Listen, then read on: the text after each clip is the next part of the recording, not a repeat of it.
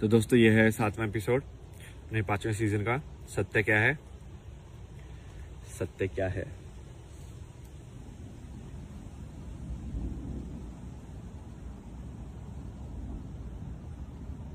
देखो सत्य क्या है, इसका जवाब तो एक्चुअली कोई नहीं दे सकता है, क्योंकि इसका जवाब शब्दों में हो ही नहीं सकता है। ये ऐसी चीज है ना जो शब्द में यदि आ गई होती ना आज तक, तो ये इसके फिर ये इसका मतलब इलोन मस्क के पास सबसे ज्यादा होती है, क्योंकि शब्द में जो चीज आ जाती है वो बिकाऊ हो जाती है। फिर एक कुछ न कुछ उसका कीमत लगी जाती है कभी न कभी। शब्द के अंदर जो भी आपका रिश्ता आ जाता है, शब्द के अंदर जो भी आपकी पहचान आ जाती है, शब्द के अंदर जो भी आपकी क्वालिफिकेशंस आ जाती है, शब्द के अंदर जो आपकी सुंदरता आ जाती है, शब्द के अंदर जो आपका शांति आ जाती है, तो वो गई, फिर वो शांति नहीं है, बिकाओगे फिर तो बस कीमत है, कितनी कीमत लगाओगे तुम। और आज के टाइम पे I think most of the लोग ऐसे ही हैं। लाइक लड़कियां भी आई थिंक जब लड़का ढूंढती होंगी तो वो यही ढूंढती होंगे कि पैसे वाला होना चाहिए, तो उनको भी मतलब नहीं है, उनको भी सिर्फ पैसे से मतलब है। मतलब खरीदा जा सकता है उनको ना, समझ रहे हो कि अब एक इंसान इस लाइक वो पैसे किसी ने कमा लिया है, तो अब उसको बहुत ऐसी सुंदर वैसे वाली लड़की मिल जाएगी, क्योंकि वो उसको खरीद लेगा, उसके पास पैसा है। तो इनडायरेक्टली वो अपनी सच से, अपने आप से थोड़ी ना वो शादी कर रही है।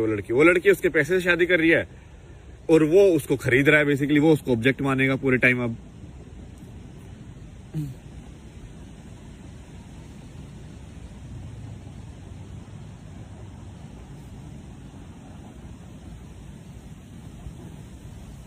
तो पूरा सोच ही बदल गया ना। मतलब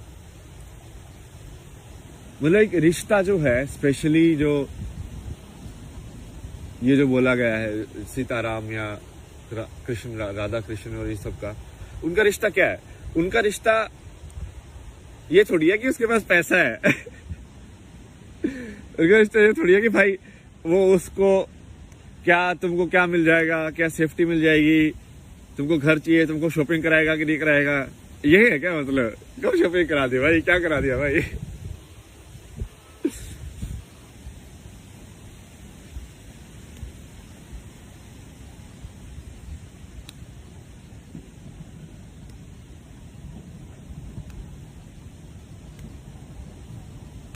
या फिर तुम्हारी इच्छाओं को पकड़ ले वो कि तुम, हाँ भाई जैसे दूसरे का होता है ना कि कोई एनआरआई है तो उसको भाई अलग उससे वो मिलता है प्रेफरेंस, क्योंकि बहुत सारी लड़कियों को आना होता है यहाँ पे, या लड़कों को आना होता है, एक ही बात है। सो मान ली एनआरआई लड़की है तो मान ली लड़कों को आना होगा, तो वो लड़का भी लाइक सही है भाई, बाहर देश में तो जाएंगे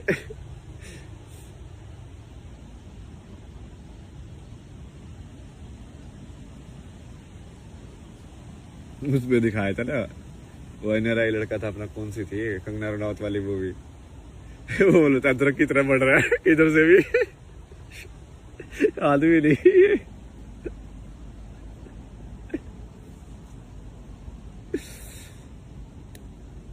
चलो सीरियस बातें करते हैं।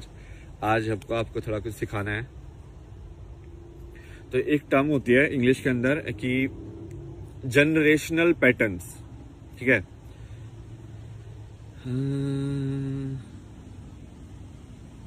इसका नाम है, एक वीडियो भी थी मेरे को, वो सही, बिल्कुल सही दिखाती है इसको। वैसा ही बिहेवियर होता है इंसान का भी, एग्जैक्टली।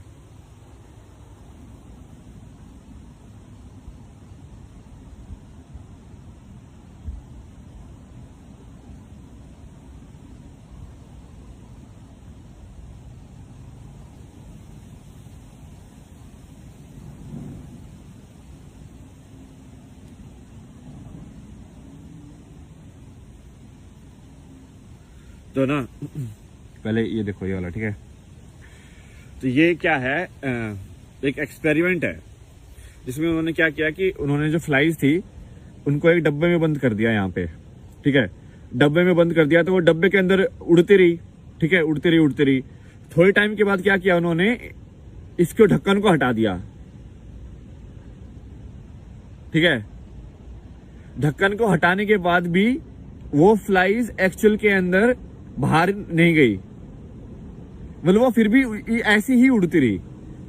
उनको ऐसे लगा कि अभी भी ये यही दीवार है। मतलब यदि तुम एक्चुअली डब्बे को भी हटा दोगे ना किसी तरीके से, बिना कोई लाइक ज्यादा एनर्जी डिस्टरबेंस किए, तो तुमको ऐसा लगेगा कि वो हवा में सिर्फ इसी एरिया के अंदर ही घूम रही हैं। वो इसी एरिया के अंदर क्यों घूम रही है? क्योंकि उनको अब ऐसा लगता है जैसे कि अब पहले क्या हुआ, एक जनरेशन हुई होगी फ्लाइज की, वो मम्मी फ्लाइज मान लो, तो मम्मी फ्लाइज ने बोला, सोचा होगा कि उनको पहले बंद किया होगा, उनको याद होगा कि हम बाहर भी दुनिया है, ठीक है, बट अब उनको बंद कर दिया। तो उन्होंने कोशिश की होगी थोड़ा टक्कर वक्कर मारने की, भाई हाँ ठीक है खोलो खोलो क्या है बाहर जाना है हमें, या दीवारों को भी टक्कर मारी होगी। बट फिर उनको लगा होगा कि नहीं इतना ही है, नहीं अब वो चली गई है, वो हो नहीं सकता, ठीक है, तो वो हो नहीं सकता, तो इन्होंने मान लिया, तो अब वो अंदर ही उड़ने लगे। अब उनके जो बच्चे पैदा हुए उन्होंने उनको भी यही सिखाया कि ये हो नहीं सकता, ठीक है।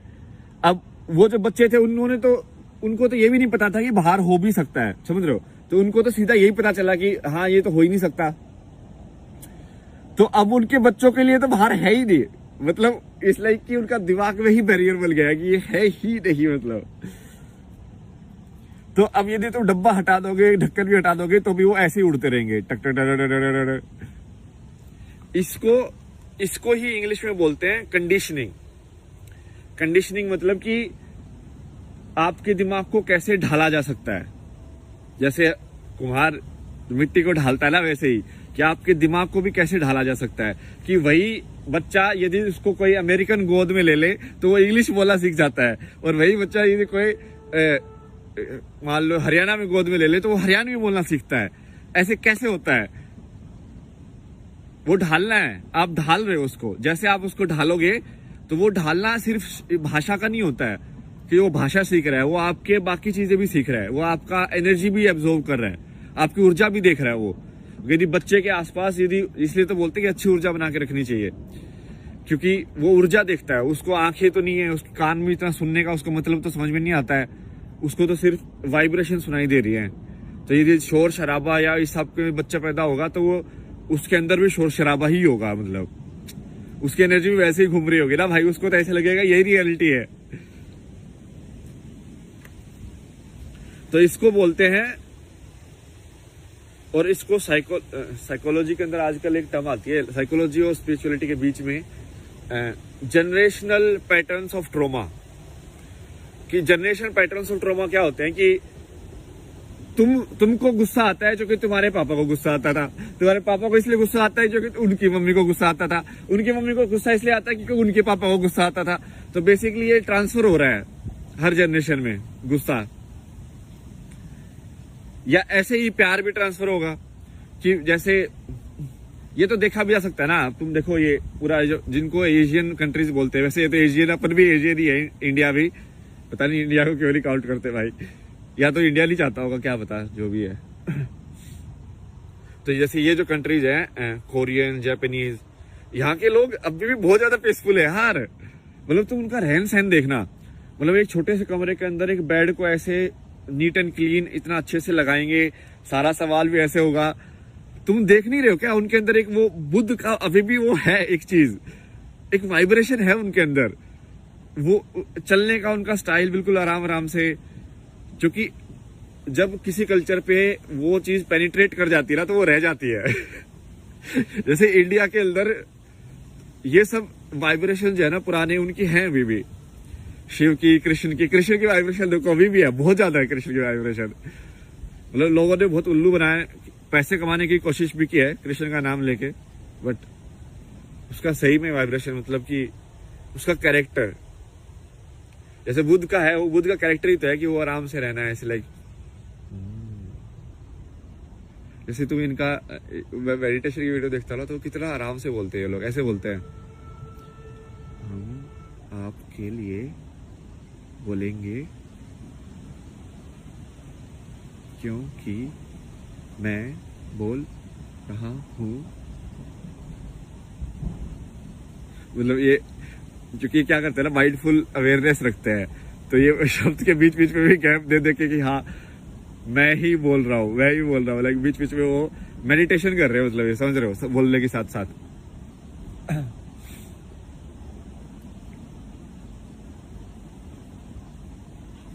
इवन जैसे आप देखोगे ना कि जापान की एनिमे वगैरह या इनकी जो मूवीज भी हैं, स्टूडियो गिबली की जो मूवीज हैं या इस टाइप की, उसमें एक जादू वाला एलिमेंट है, अभी भी एक अच्छाई वाला एलिमेंट है, जो कि वैसी मूवी तुम कोई और दूसरा बना नहीं सकता। इतनी वार्म मतलब मूवी, इनकी मूवीज में यही खासियत है ना कि वो मतलब दिल को पूरा ऐसे वार्म कर देती है कि लाइक विलेन ज्यादा नहीं होते उनकी मूवीज में ना, मतलब इट्स लाइक आर्बिट कुछ बोल रहा होता है लेकिन बिना विलेन के भी कहानी खेली जा सकती है। ये आज के टाइम में क्या होगा ना, ड्युअलिटी के मॉडल में कि भाई तुमको अब बुरे इंसान चाहिए अच्छाई दिखाने के लिए, तो वो बुरे इंसान जानबूझ के बुरे बन रहे हैं लोग, मतलब नहीं चाहिए भाई, बुरों की कोई जरूरत नहीं है अच्छाई के लिए। तो ये मेन चीज तो यही थी, और इसके ऊपर और भी मैं एग्जांपल देता हूं। पहले तो मैंने आपको बताया कि कंडीशनिंग कैसे होती है, ठीक है, ये तो आप समझ गए होंगे, उदाहरण दे दिए मैंने, 3-4 उदाहरण दे दिए, और ये एक्सपेरिमेंट की वीडियो भी है, मेरे को इंस्टाग्राम पे दिखाता है, मुझे लगा ये तो परफेक्ट एक्सपेरिमेंट है भाई।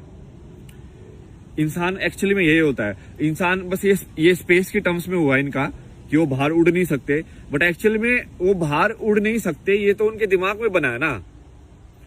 तो सही यही चीज होती है जब आपको किसी चीज का ज्यादा रिएक्शन हो रहा होता है, समझ रहे हो, कि कोई चीज आपके दिमाग से बाहर क्यों नहीं निकलती है, कोई थॉट या कोई विचार आपके दिमाग में अटक कैसे जाता है, कि तुम आप सोचना नहीं चाहते बट फिर भी नहीं सोच पा रहे हो उसको, नींद भी नहीं आ रही है आपको उसके चक्कर में, आप सोचे ही जा रहे हो, सोचे ही जा रहे हो, सोचे ही जा रहे हो, सोचे ही जा रहे हो, क्या क्यों नहीं रुक रहा है वो विचार आपका, क्यों कंट्रोल में नहीं है वो इसकी वजह से ही है, क्योंकि आप ये इनविजिबल बाउंड्री बना लिया आपने ना, कि आप उसके बाहर तो उड़ ही नहीं सकते हो, तो वही होगा।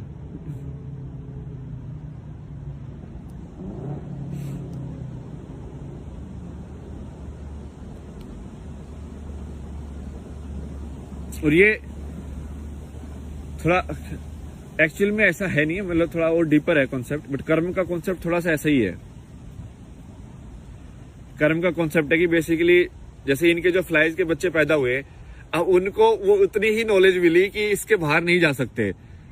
अब सोचो कोई फ्लाई जो बाहर जाने की कोशिश कभी करेगा, हो सकता कोई पागल हो जाए फ्लाई, ठीक है कि ऐसे ही बाहर चला जाए, लाइक नहीं कोई उसको रोकेंगे, उसके दोस्त लोग लाइक भाई वहां मत जा भाई, बला किया है, वहां पे बाहर नहीं जा सकते, नहीं टक्कर मार के तेरा ही सिर फूटेगा।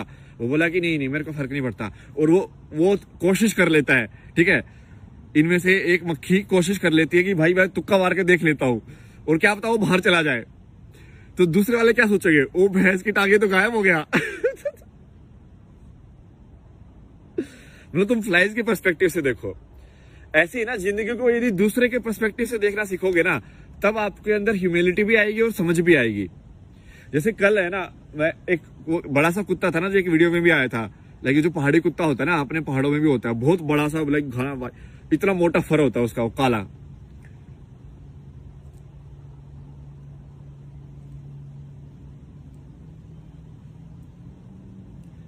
तो वो मैं उससे ऐसे लाइक ऐसे बात सा कर रहा था, मैंने क्या कैसे है भाई, तो वैसे वो फिर भौंकने लगा वो, तो उसकी है ना वो भौंकने की आवाज काफी लाउड है, तो एकदम से भौंका ना, तो मैं थोड़ा डर गया। तो फिर वो जो उनकी थी वो बोल रही थी कि जी मतलब वैसे मुझे पता था कि वो कुछ करेगा नहीं, क्योंकि ऑब्वियसली वो दोस्ती है, वो तो वो पास ही बैठा रहता है। नहीं, ये रियलाइजेशन इस चीज का है कि हमने ना आवाज को उसका मतलब समझ लिया है। जैसे कोई लाउड वॉइस जरूरी नहीं है कि वो ईर्ष्या से भरी हो, या कोई आराम से बोल रहा है इसका मतलब जरूरी नहीं है कि वो आपके हित में बात कर रहा हो। भाई मैनिपुलेटर बहुत है दुनिया में, ठीक है, मैं आराम से भी बोल सकता हूँ ऐसे आपके सामने अभी, हाँ बच्चा आपके लिए सब सुख होगा, भला होगा, ऐसे ही है दुनिया में, जो तुमको सुला दो बेसिकली आराम से। नाटक भी हो सकते हैं। तो अब कुत्ते की आवाज ही भौंकना है, समझ रहे हो, ये जो मैं कर रहा हूं मैं भी भौंक ही रहा हूं। और वो उस बोलती है ना, बहुत सही बात बोली यार, मेरे तो दिमाग में अटक गई। वो बोली कि इस कुत्ते को हम जो बात कर रहे हैं वो भी ऐसी लग रहा हो कि हम भौंक रहे हैं। बोले कि हाँ ये तो बिल्कुल सही है यार, जैसे हमको लग रहा है कि वो भौंक रहा है, वैसे उसको भी लग रहा होगा कि हम भौंक रहे हैं। लाइक अभी कोई दूसरे लैंग्वेज का इंसान जिसको